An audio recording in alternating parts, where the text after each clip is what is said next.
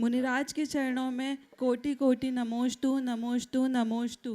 क्षुल्लक श्री जी के चरणों में इक्षामि इक्षामि इक्षामि। महाराज श्री, हमारे घर में हमारी मम्मी जी पापा जी प्रतिमाधारी हैं, तो हम उनकी चर्या में कैसे सहयोगी बने, हम उनकी बैयावृत्ति कैसे करें और हम हमेशा उनकी आशाओं पे कैसे खरे उतरें।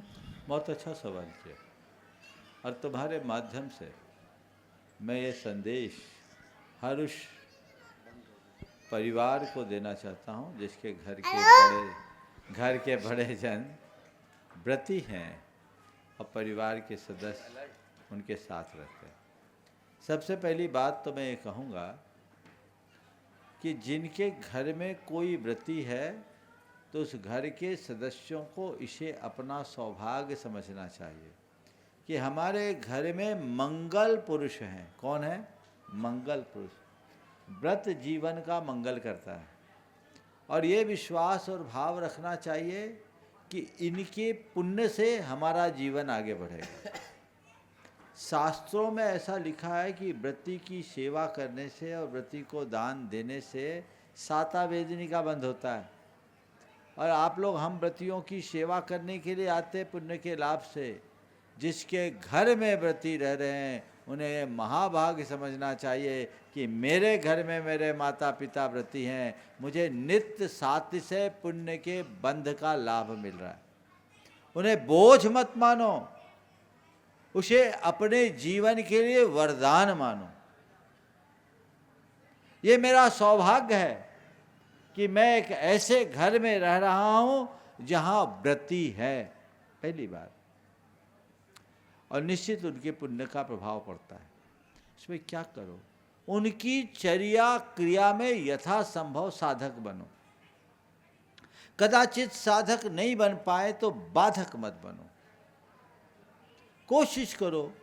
आप लोग मुनियों को आहार देना चाहते हो, त्यागी वृत्ति क्षुल्लक एलक को आहार देना चाहते हो, तो ऐसी त्यागी वृत्ति को भी आहार देने के लिए उत्साहित होते हो, तो कोशिश करो मेरे घर में मेरे माता पिता मेरे सास ससुर व्रती हैं तो उनका भोजन मैं अपने हाथ से बना के कराऊँ, शोधन करके कराऊँ, उनकी सेहत के अनुकूल व्यवस्था करूँ।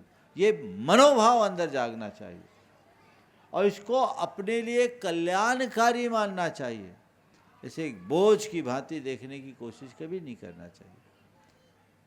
मेरे संपर्क में एक व्यक्ति, उसकी माँ नहीं पिता है, पिता व्रती धर्मात्मा।